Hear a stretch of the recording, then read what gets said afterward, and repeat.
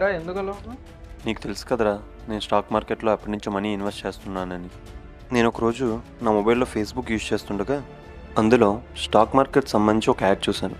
ఆ యాడ్లో ట్రేడింగ్లో టిప్స్ కావాలంటే జాయిన్ అని ఉంది.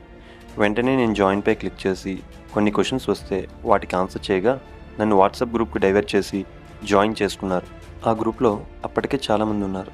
ఆ గ్రూప్ ద్వారా స్టాక్ మార్కెట్లో ఇన్వెస్ట్ చేయగా మంచి లాభాలు వచ్చాయని కొంతమంది స్క్రీన్ షాట్స్ కూడా పెట్టారు.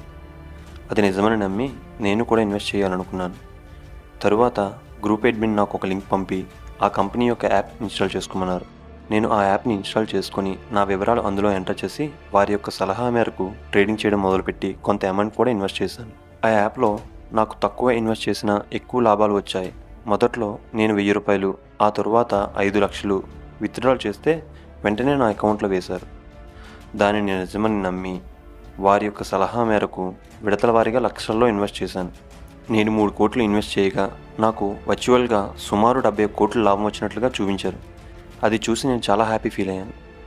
ఈరోజు ఉదయం అందులో 80 లక్షలు విత్డ్రా చేయడానికి ప్రయత్నించగా రిజెక్ట్ చేశారు. వెంటనే నేను అడ్మిన్ను మరియు కస్టమర్ కేర్ను సంప్రదించగా మీకు 300% కంటే ఎక్కువ ప్రాఫిట్స్ వచ్చాయి కాబట్టి 10% కమిషన్ పే చేయాలని అన్నారు. నేను 71 కోట్లు వస్తాయని ఆశపడి కమిషన్ అమౌంట్ పే చేశాను. పే చేసిన వెంటనే అమౌంట్ విత్డ్రా చేయడానికి ప్రయత్నిస్తే నా నెంబర్ బ్లాక్ చేసి గ్రూప్ నుంచి నన్ను తొలగించారు.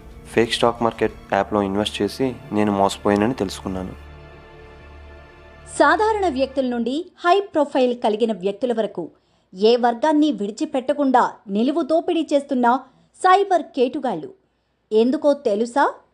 సాంకేతిక పరిజ్ఞానంపై అవగాహన లేక కొంతమంది, బెదిరించడం వలన కొంతమంది, ఉద్యోగాల పేరిట ఇంకొంతమంది, అత్యాశకు పోయి మరికొంతమంది, ఇలా అందరూ వారి చేతిలో మోసపోతున్నారు. తెలిసి చేసినా తెలియక చేసినా అందరూ కూడా సైబర్ నేరగాళ్ల చేతిలో కీలుబొమ్మలే. తెలిసిన వారికి 100 రూపాయలు ఇవ్వాలంటే 100 సార్లు ఆలోచించే మనం, ఏమాత్రమూ పరిచయం లేని సైబర్ కేటుగాళ్లకు మాత్రం వేలు, లక్షలు, కోట్ల రూపాయలను ఏమాత్రమూ ఆలోచించకుండా ధారాళంగా దోచిపెడుతున్నాము. కష్టపడి సంపాదించిన సొమ్ముతో ఉన్నతంగా బ్రతకాలని ఆలోచించే లోపే సైబర్ నేరగాళ్లు వచ్చి పేక మేడలా మన ఆశలను కూల్చి అడియాసలు చేస్తున్నారు. వివాహం చేయటానికి కొందరు, చదువుల కోసం కొందరు, ఇల్లు నిర్మాణం కోసం ఇంకొందరు, ఇలా ఎన్నో చేయాలనుకొని కలలు కనేలోపే వారి కల కలగానే మిగిలిపోతోంది. మన కష్టార్జితాన్ని సులభంగా దోచుకుంటుంటే ఏమీ చేయలేని నిస్సహాయ స్థితిలో ఉన్నాము. చేతులు కాలాక ఆకులు పట్టుకున్న చందంగా డబ్బులు పోయాక బాధపడితే ఏం లాభం? దీనికి ఇకనైనా ముగింపు పలుకుదాం. సైబర్ కేటుగాళ్ల బారి నుంచి మనల్ని మనం కాపాడుకుందాం.